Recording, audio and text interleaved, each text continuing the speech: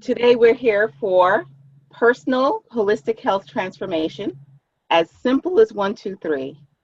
Today we're going to talk about how to create your personal wellness program.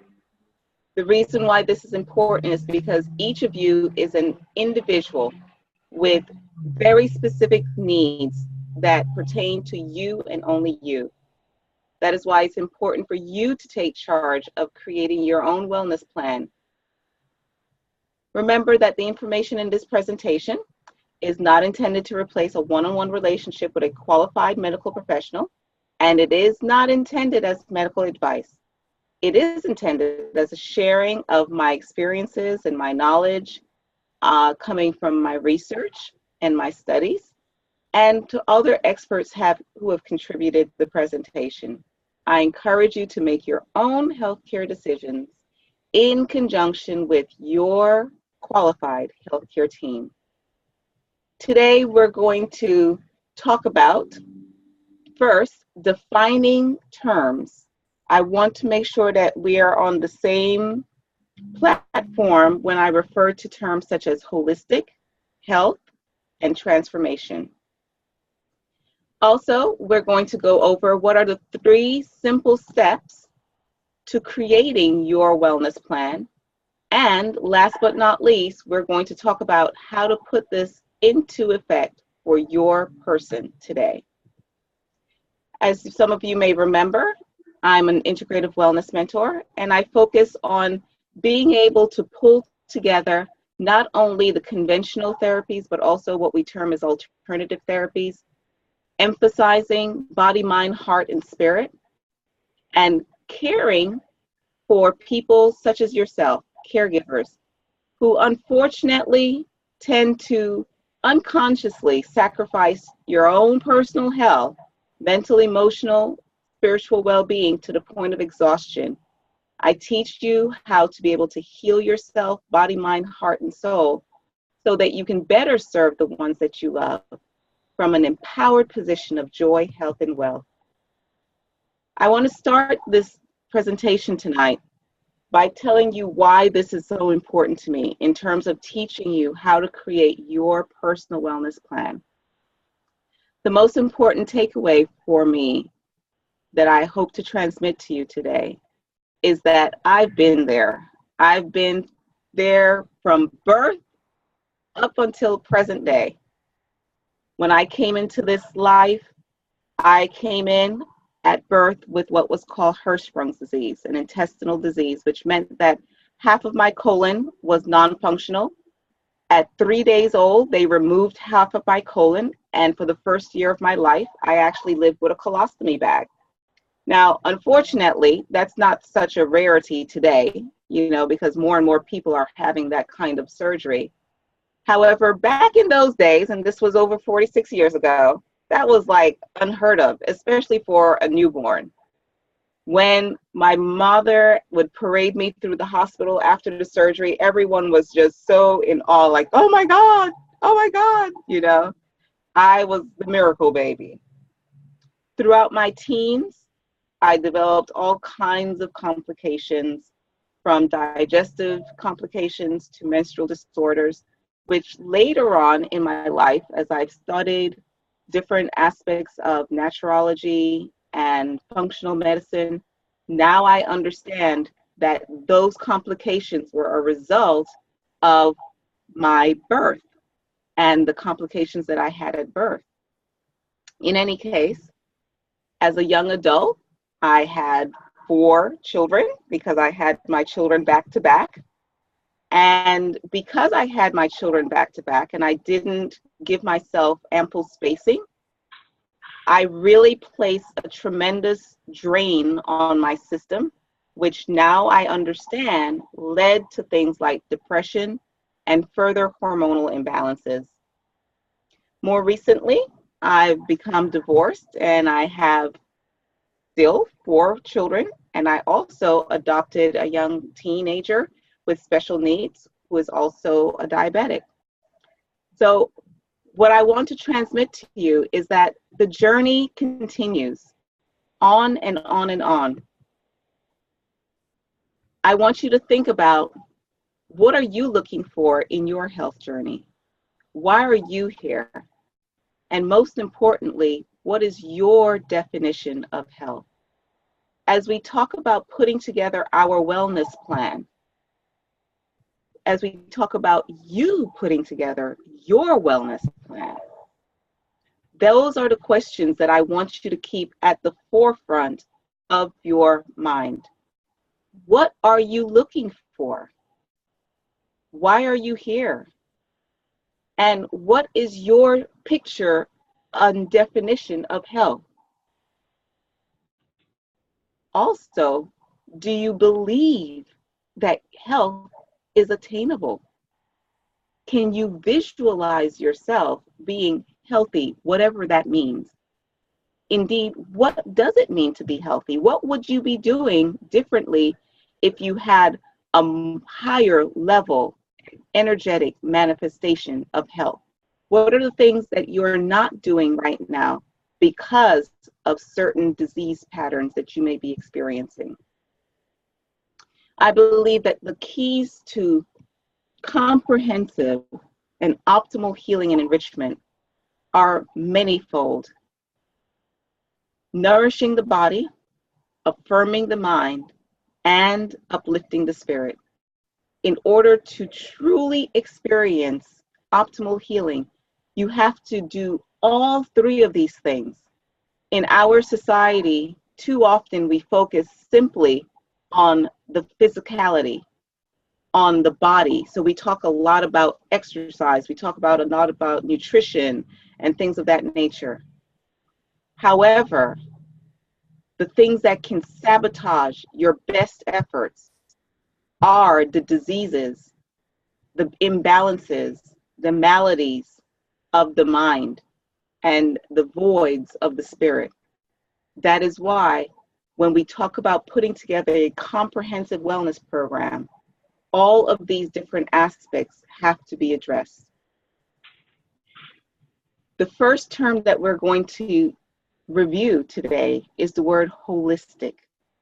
Within the body of the word holistic is the smaller word with a bigger meaning, holy, being whole, being one, having the integration of all the aspects of your being.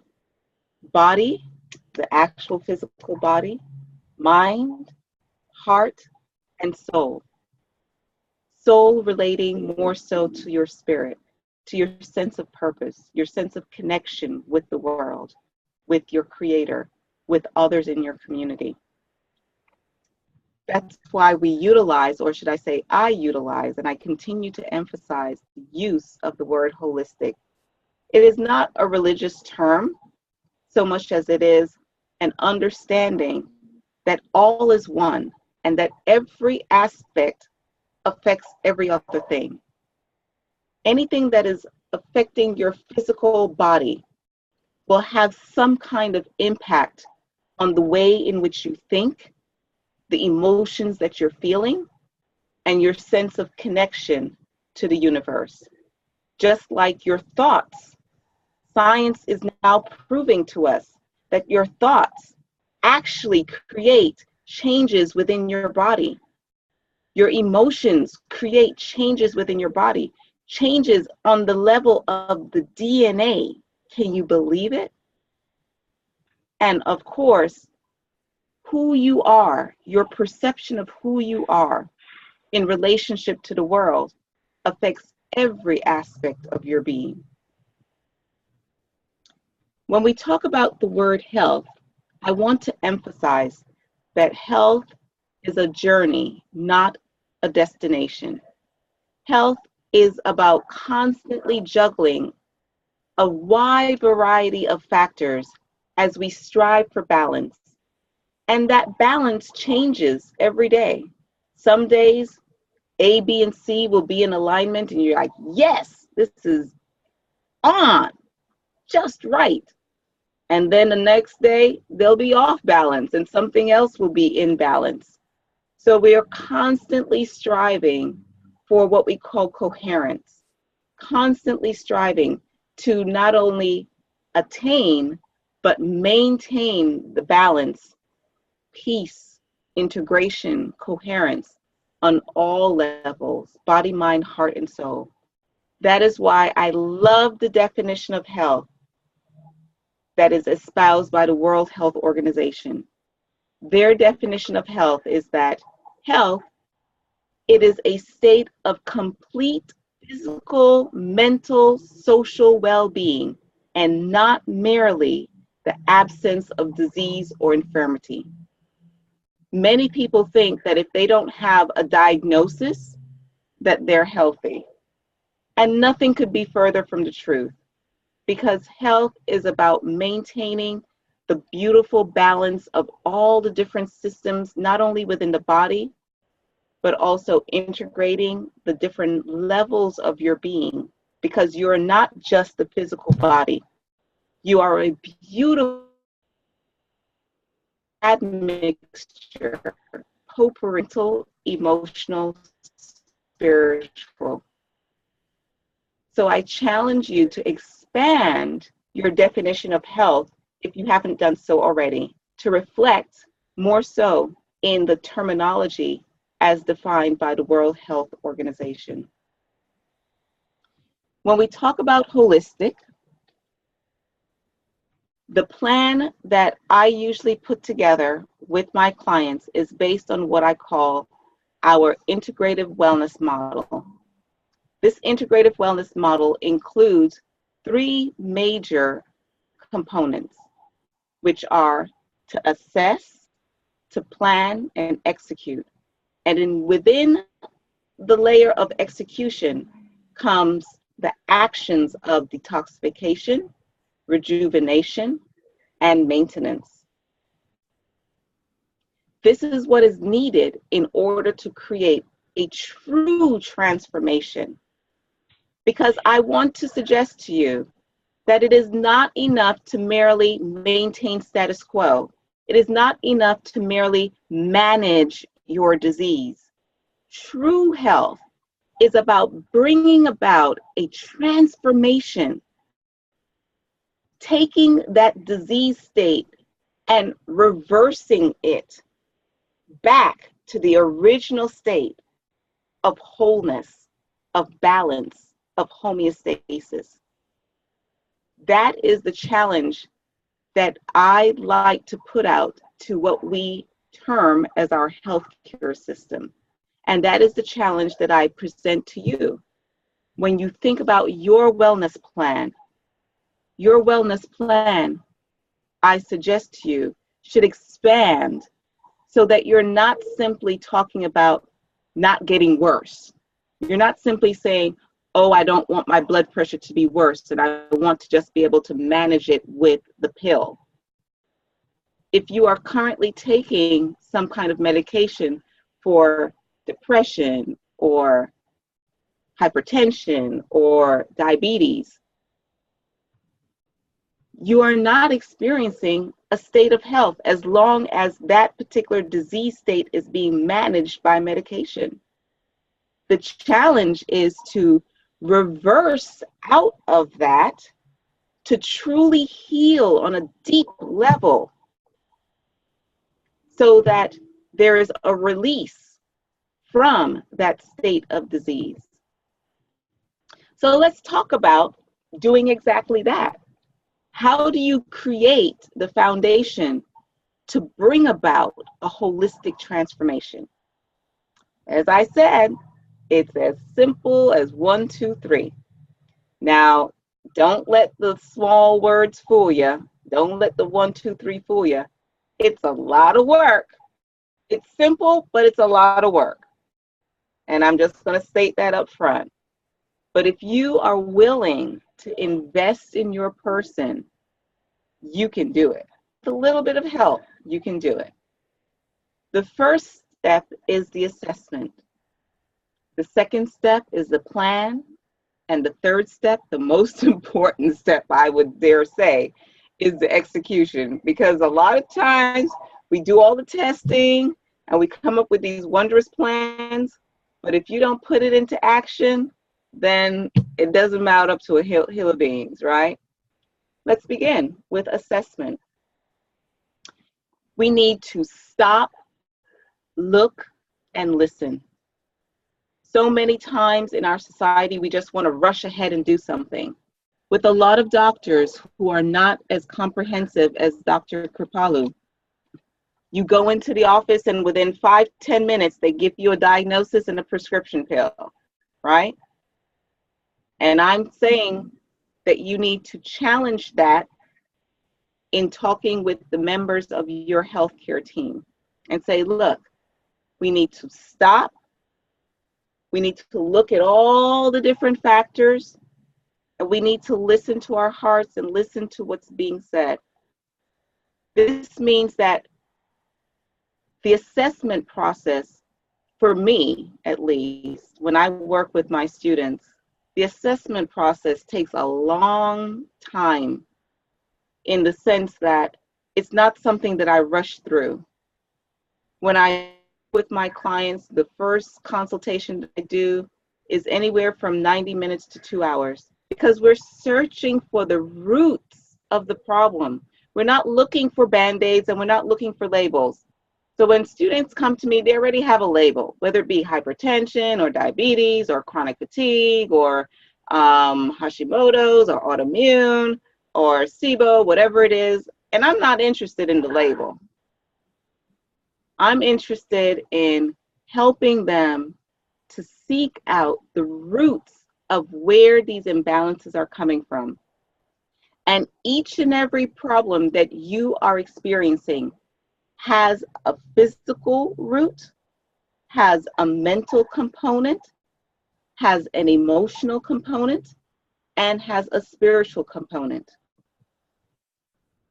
That is why the first step is to do what the name Sanctum means, which is to go back and fetch it. To go back and fetch the wisdom of what has happened to you in your past, and to map it onto a timeline, to look at the antecedents, going as far back as your family line.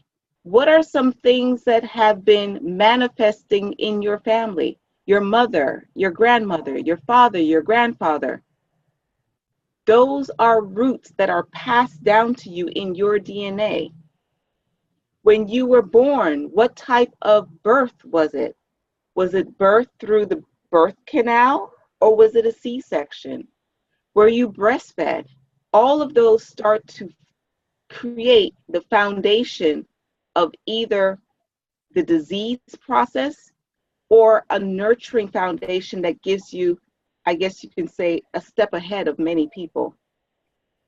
And then you go further through your timeline, identifying different triggers in your life, different emotional, psycho-emotional events that occurred that maybe sealed your energy at a particular point and made it concretized in certain organ systems and created a trigger for starting that process of a slippery downward slope. Then we also look at the mediators. Those mediators are things that either help you to renew yourself or help to degrade your person. We look at symptomologies. What are the things that you're experiencing physically? And down to the smallest thing. Even if you say to me, Michelle, I noticed that I'm getting, pimples. And it's kind of weird because I haven't had pimples since I was a teenager. So that I don't know what's going on right now. Or for many people, if you say, hey, Michelle, I'm not pooping 3 times a day. I'm eating 3 times a day, but I'm not pooping 3 times a day. Those are symptoms. When I've worked with some women who have ended up having hysterectomies before coming to me, and they'll say to me, but Michelle, I don't know why I had a hysterectomy because I was healthy all through my teens and everything. And then I ask them, well, did you have difficult menstrual cycles? Did you have cramping? Did you have bloating? And every single one of them, in my experience, will say to me, well, you know what? I did, but isn't that normal? No, ladies and gents, that is not normal.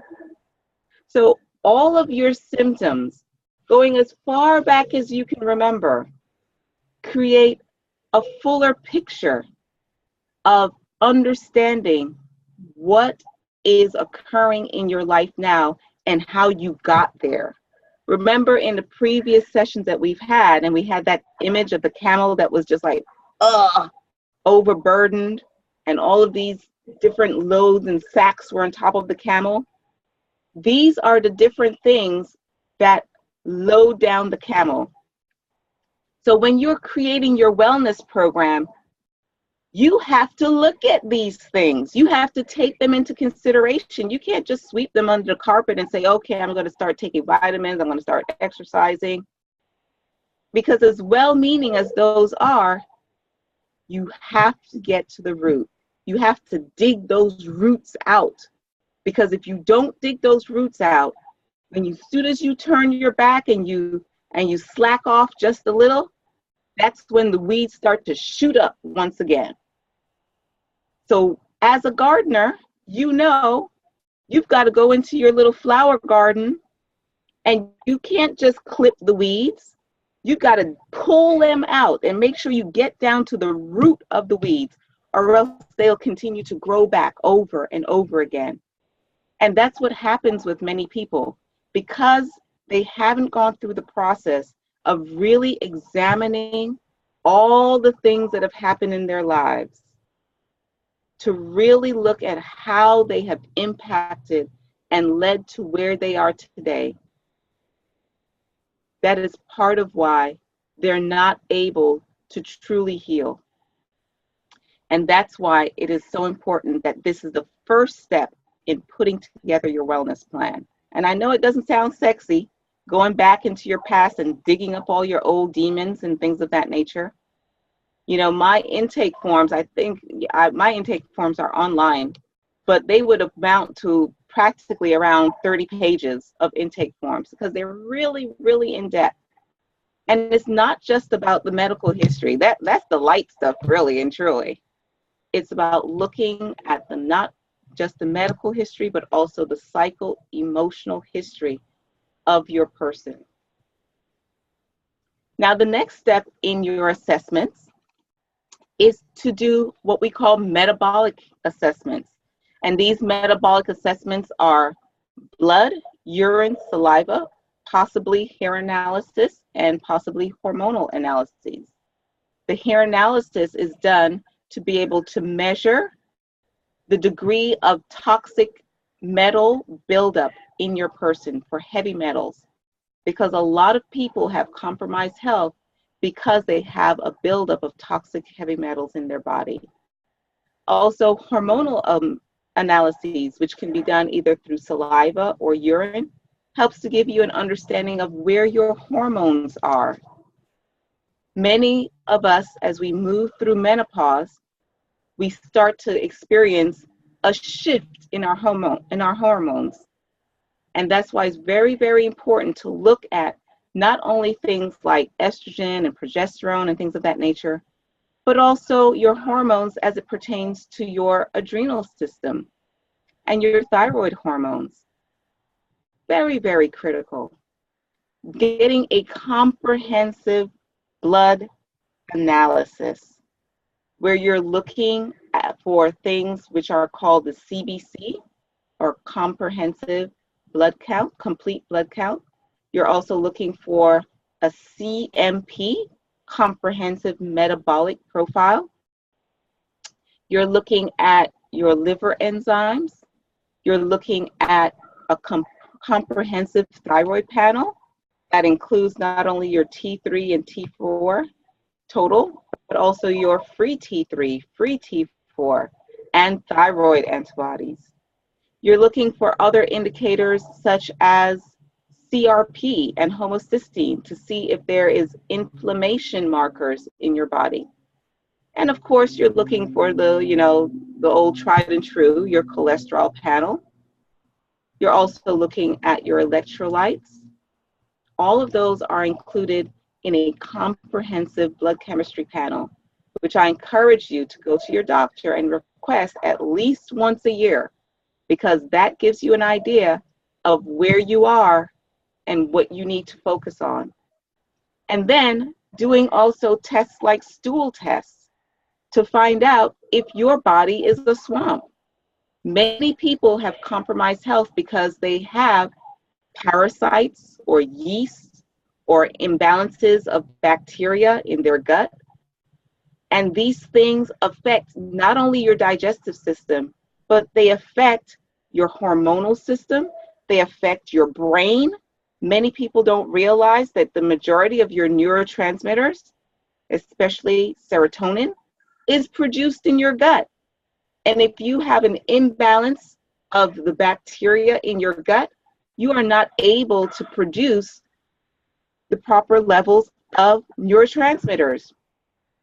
Also looking for whether or not you have the proper balance of minerals in your body, the proper balance of enzymes in your body, the proper balance of acidity in your body. All of these things can determine whether or not your body is a swamp waiting to breed the mosquitoes of disease. In addition to doing these comprehensive assessments, you also need to take all of those pieces of data into consideration and come up with a plan. Because those who fail to plan to fail. And if you don't come up with a plan, there's a tendency of being overwhelmed. And indeed, that's the other extreme. People who want to do everything. But you know what? One of the things that I caution my students with is slowly but surely wins the race. It was the tortoise, not the hare, that won the race. Take things one step at a time, but plan it out. When you work with someone, such as my person or Dr. Kripalu, we sit down with you and we help you to decide what is it that you want to work on first. What is it that is key to your feeling better and functioning more optimally? And identify the obstructions and the challenges in implementing the plan. Don't just sweep them under the carpet and pretend that they don't exist. So some of us, our obstructions and challenges are finances. And you just have to be honest about that. You know, you say, look, I only have X amount of money. I'm on a limited budget. And so this is the amount of money that I have to spend. So guess what? You work within that budget and you sit there and you figure out how to optimize using and getting the biggest bang for your buck. And then you may say, well, you know what? Maybe I'm going to cut down on my snacks so that I can increase my budget. Maybe I'm going to cut out, the cable so I can increase my budget. But it is important that you are honest with yourself about what your obstructions and challenges are. Maybe your obstructions are the things that you tell yourself. Maybe you constantly telling yourself, oh, I can't do it. Oh, I'm a loser. Oh, I'll never lose this weight. Oh, I'm just doomed to fail. Or maybe they're emotional challenges. But identify your challenges. Have that heart-to-heart moment with yourself. And say, you know what? This is where I usually screw up. This is where I usually fall off the horse. And when you put it on the table, you're able to plan how to deal effectively with those challenges. And you're able to identify lifelines, critical people that can help you in this journey. No man or woman is an island. God did not create us to be alone. There is no I in team. And remember, I encourage you to create your healthcare team. I can pretty much guarantee you that you will not succeed if you feel that you're going to be able to do everything by yourself without any assistance from anyone. we all need other people. I need other people. I have several mentors. I have my partner that helps me. I have my children that encourage me. I have my sister. I have my pastor. They're all part of my healthcare team. They are all different forms of lifelines for me because everybody needs at least one somebody. And make a contract with yourself. Put it in writing.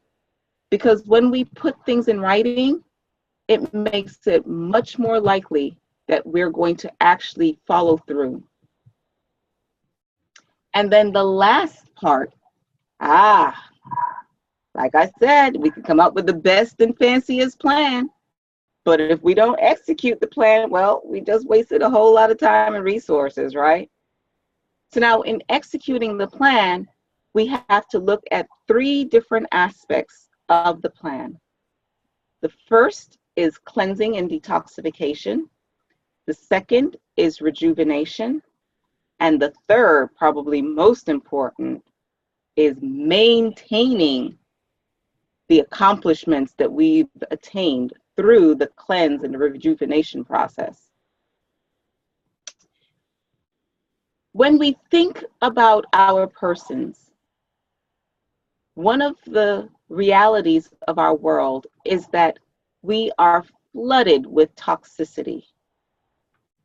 And I want you to think about your being as a bucket.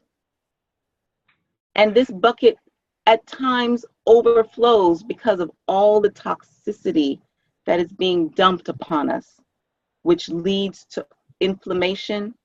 And remember, we had the other class where we talked about the process of disease manifestation. So the inflammation leads to further and further deepening of the disease process in our being. But what's important to know is that this toxicity builds up in our lives and creates the diseases that we talk about. The toxicity from environmental toxins, from trauma, from infections, from heavy metals, from just the process of metabolism within our body that creates toxicity. All of this overload of toxicity leads to various forms of disease, whether it be high or low blood pressure, dizziness, brain fog, fatigue, dysregulation of the hormonal systems, headaches, weight loss problems, digestive issues. Every single one of them has a component of over toxicity. That is why it is critical that we detoxify. And when we talk about detoxification, the first thing that I talk about with people is your spiritual detoxification. Who or what have you placed between your divine creator, your divine spirit, your divine source, and your being? What is it that you have elevated to the level of deity? Whenever you say, I have to have that chocolate cake has basically become your God, because you say that that is the most important thing for you. Or you say, oh, I cannot give up the chocolate cake.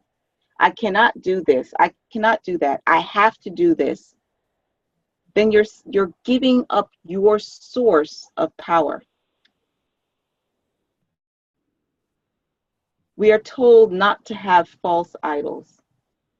We're told not to dissociate from our source and to believe that our power is infinite. So what are the things that separate you from that understanding? Where are your limitations within your spirit? Do you have a sense of purpose? Do you have a sense of understanding who you are and where you are in connection with the world?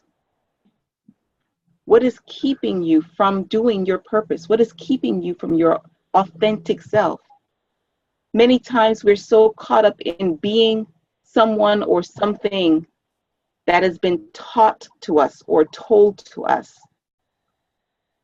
And so the detoxification program starts with really reflecting upon our true nature and our true selves, and identifying what is keeping us from being able to manifest that. What are some emotional and mental toxins as well?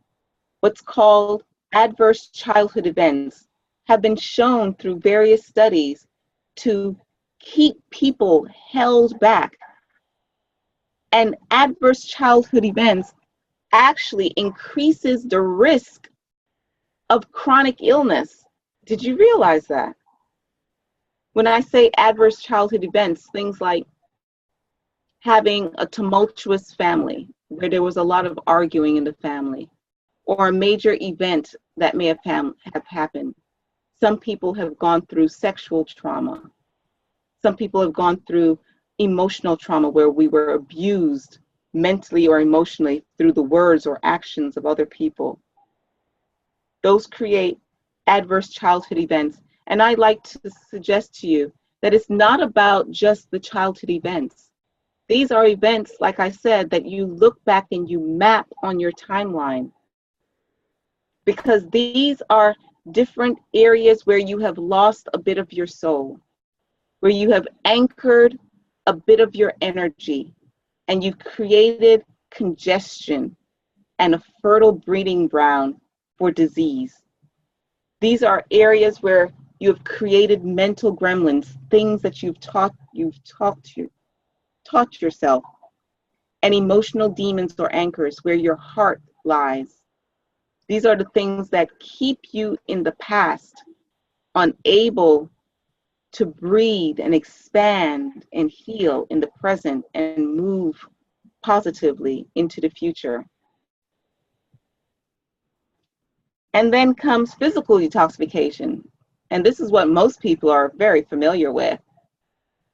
So we talk about different types of cleanses, we talk about colon cleanses, kidney cleanses, and all of these different types of detoxifications, whether it be physical detoxification, mental detoxification, emotional detoxification, these are all based on the results of your assessments. So you utilize your assessments to determine what areas you need to detoxify, to what degree you need to detoxify, how intensely you need to detoxify. So when we talk specifically about physical wellness and detoxification, different things will be able to help you to be able to determine that, for instance, there are blockages in your colon. So you may do a stool test, and that tells you that you need to work on killing the little critters in the colon. You may do a different test, a lab panel that looks at your liver enzymes, and that determines that there is congestion and fatty buildup in your liver that has to be addressed. You can look at your panel and determine if maybe you're clotting in your blood, and so you have to focus on detoxifying your blood. All of these are areas of possible needs for detoxification. And it's not just about detoxifying or breaking that toxicity from its area of origin. More importantly is actually clearing it out of the body. And that is why the clearing out of the body not only has to happen on the level of the organs, but it also has to happen on the level of the cells. True cellular detox occur, where you're going deep into the cell to identify the toxicity in the cell, to improve the functioning of things, the mitochondria, to improve the functioning of the cell membrane. Because if you don't do that, you will continue to have inflammation, and you will continue to proceed in the disease process. And there's so many things that are poisoning us today on a physical level. It is said that a woman puts more toxins on her body in the first hour of waking up than for the whole rest of the day. Somewhere between 100 to 200 different chemicals, from the hair products that we use, to the makeup that we wear, to the skin products that we use. Have you thought about that? Just how much you're putting on your skin or in your hair? And the reality is that whatever you put on your skin, whatever you put in your hair, it gets absorbed directly into your bloodstream. The toxicity of our homes, the insides of our homes are more toxic than going outside. I know it seems counterintuitive. Off-gassing. There's electromagnetic waves. So much. And then we have these super duper homes that don't breathe. People don't even open their windows or their doors anymore because they want to keep the AC contained or the heat contained. I remember when I was living in Japan, one of the traditions in Japan is every morning and every evening they open up every window in the facility and every door. And I thought they were insane, you know, especially in the winter. I was like, oh my God, it is too cold. Why are you doing this to me? And now I have such a deep appreciation for that. So keep that in mind. The next thing is rejuvenation. And see, this is something that I came to understand the importance of later on, because in my earlier years of studying health and wellness, I was like the cleansing and detoxification queen, you guys. I mean, any kind of cleansing program, detoxification program out there, you name it, I've probably done it. From fasting to different liver cleanses, colon cleanses, kidney cleanses, blood purification cleanses, you know, sleep deprivation cleanses, anything you can name, water fast, whatever you can name, I did it. And initially, they were fantastic. I mean, I would go through a cleanse. I'm like, yes, I feel awesome. And then about a week or two, or maybe a month or two later, my body just kind of went back to where it was. Later on, I made the connection that cleansing is just the first step. It's like scraping the old paint off the wall. You still have to refresh. You still have to rejuvenate. You still have to rebuild. So after you have cleaned out the colon, let's say you've killed out the pathogens within the small intestine or the large intestine, you still have to build up the healthy bacteria in the gut. When you've cleaned out the crud in your bloodstream, you still have to build healthy blood cells, red blood cells, white blood cells, plasma. After you have cleaned out the crud in your liver, you still have to rebuild healthy liver cells. The same is true after we have cleared away some of the obstructions in our spiritual journey. Now comes the process of reestablishing our connection to our divine force, of watering ourselves. And we can do that through things such as meditation and reflection on our authentic self and our purpose. The same is true with emotional mental wellness. You may identify that you have an issue with anger, or you have an issue with jealousy, or you have an issue with fear, or an issue with impatience. That's good, but that's just the first step. Now comes the step of healing the heart. And the way to heal the heart is through different practices, such as building coherence with the techniques of HeartMath. These are some techniques that I teach to my students, and Dr. Kripalu also teaches to her patients.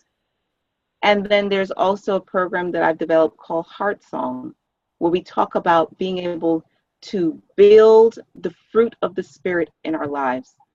It's one thing to identify that we're feeling angry, but then how do you transform that into being able to, at will, tap into the feeling of joy?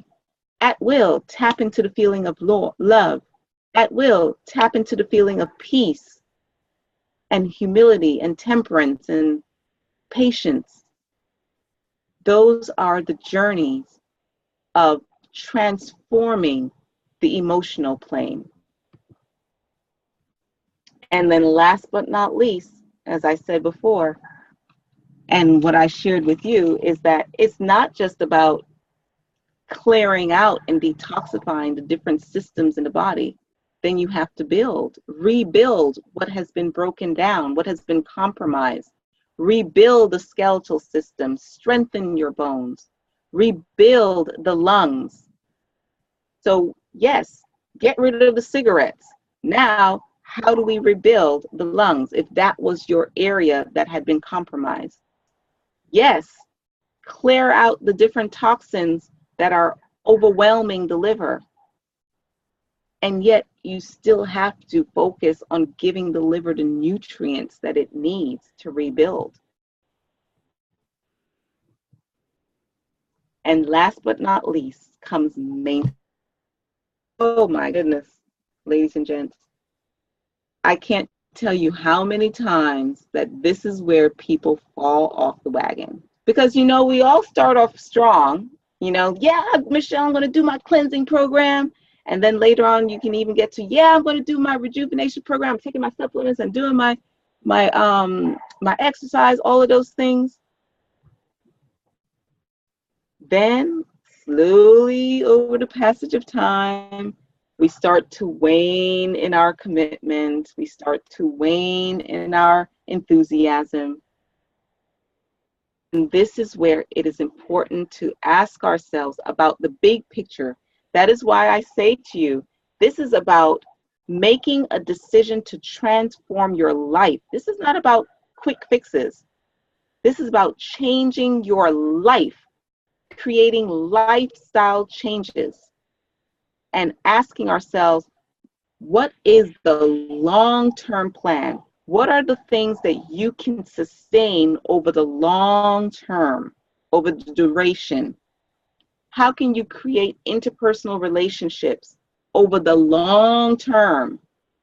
You know, we talk about a lot of times when we refer to relationships, we say, oh yeah, you know, they had the honeymoon period. And that was nice and fun.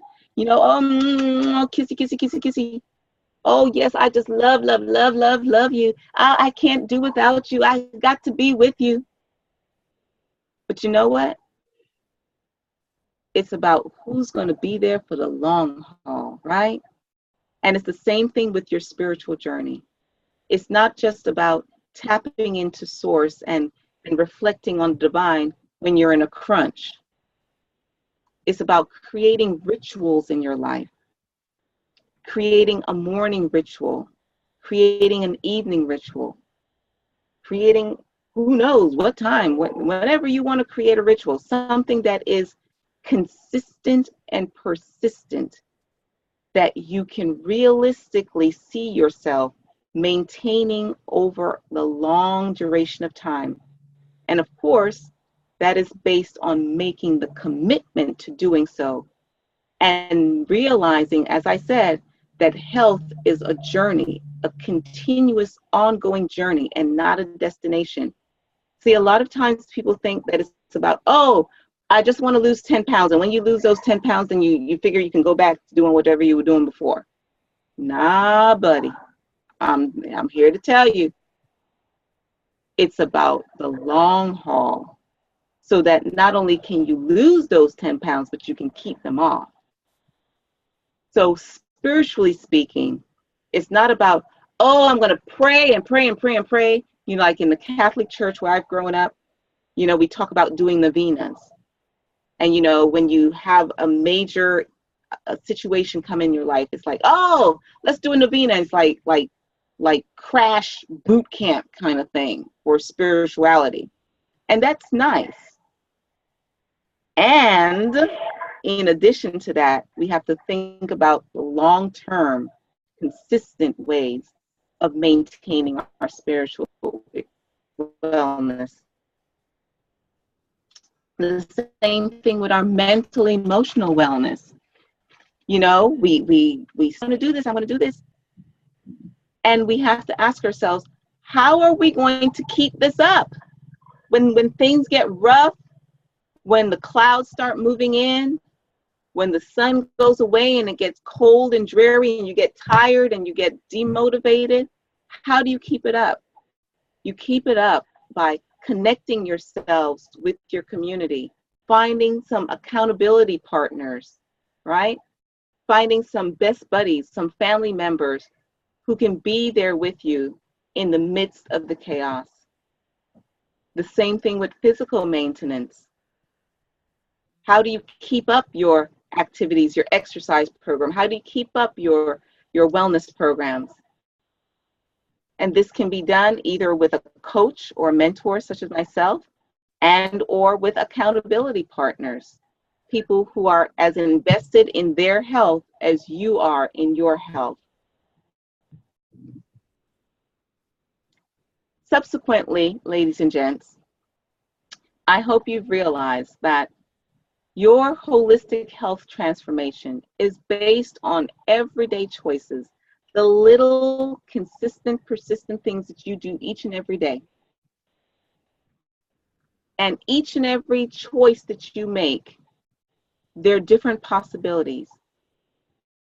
Those choices determine whether or not you're moving closer in the direction of embracing life and becoming whole, or if you're moving in the opposite direction and rejecting life and promoting decay.